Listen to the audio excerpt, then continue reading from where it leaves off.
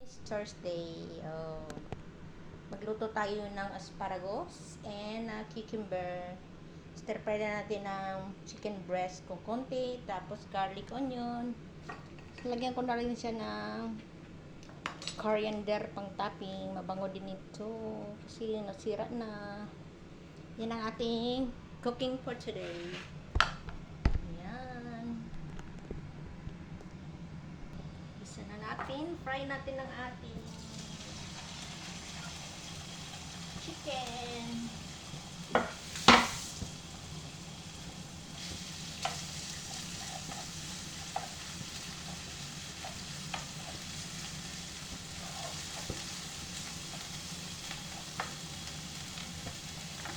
Lagyan natin ang konting brown pepper para malansa ang ating chicken breast. Meron akong dating stir fry na idagdag ko na lang. Bisa-bisa muna. Brown na. Sabihin na natin ang ating garlic na brown na ating chicken. Brown din natin itong garlic. Eko. Ayan, magiging brown ang ating garlic. Madaling luto lang ito mga kabista po dyan, mga followers ko. Ayan, ilagay natin ang ating onion. Siyempre, pampabango. Nakago din ating onion. Maganda din ang onion sa ating body.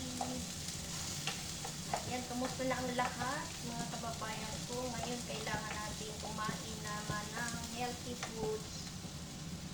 Always. Luto tayo gamay. Lagyan na yan. Magpalasa. Brown. Diba?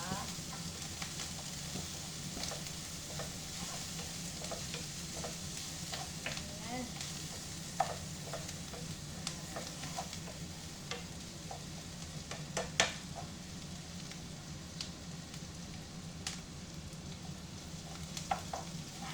Hindi mo pwedeng puro lang karne, may gulay din. Lagyan natin ang asparagus.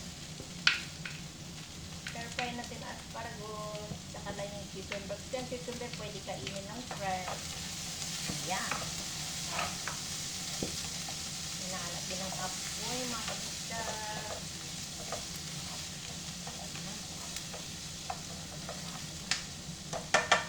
Lagyan natin ng konting water para maluwa.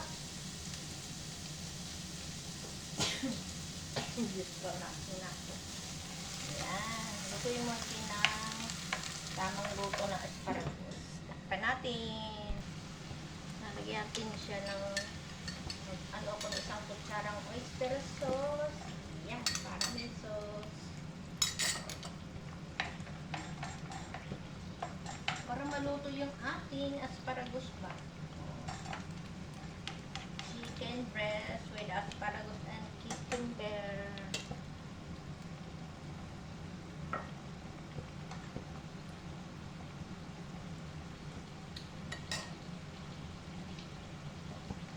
Ayan, ito yung konting asin.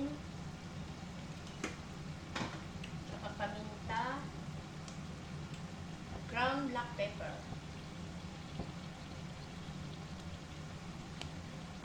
Konting chicken powder. Ayan, konti lang. Para malasa, patutuyuin natin, saka natin ilagay. Pag malambot na yung ating asparagus, pwede natin ihalo ang cucumber. Tikman natin. Pwede nilagay natin ang ating cucumber, lambot na asparagus. Masarap. Yan. Stir fry cucumber with asparagus. Yan ang ating menu for today, mga kabista. Yan. Masarap ang fresh crunchy pang asparagus pagkaluto, guys. Yan.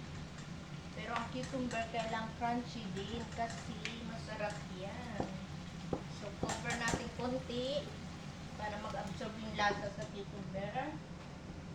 At gagawa tayo ng start konti. Pampa-sticky. Ganun lang kasimple ang ating lunch today mga kapista.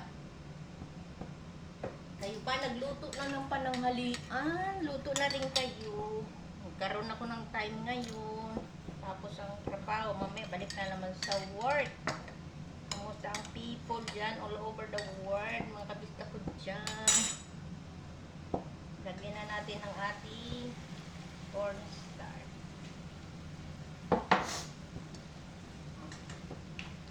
Ayan, nag-sticky na siya. Oh.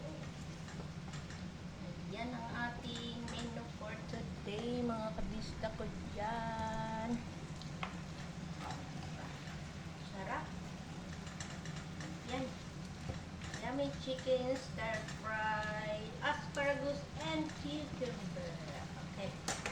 Ang pang-last, ilagay natin yung ating ang pabango.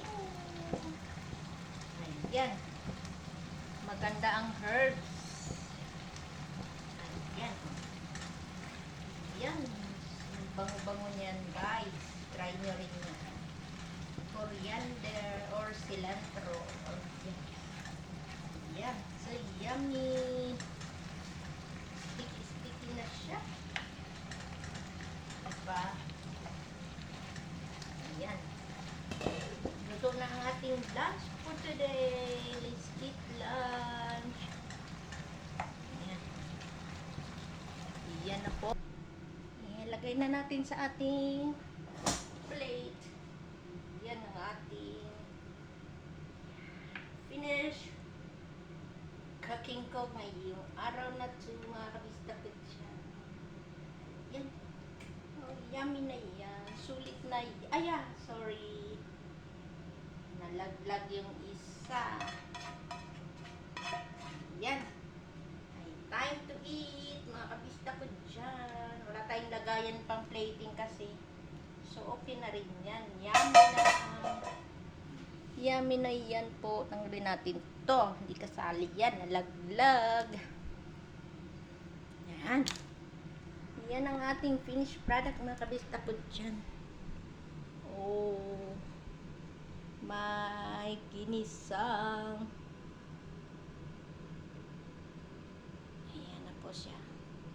Thank you for watching, mga kapalowers ko dyan. Try nyo rin to. Super yummy na yan. Char! Happy meal Thursday. Happy eating for everybody. Tikman natin. Crunchy pa talaga.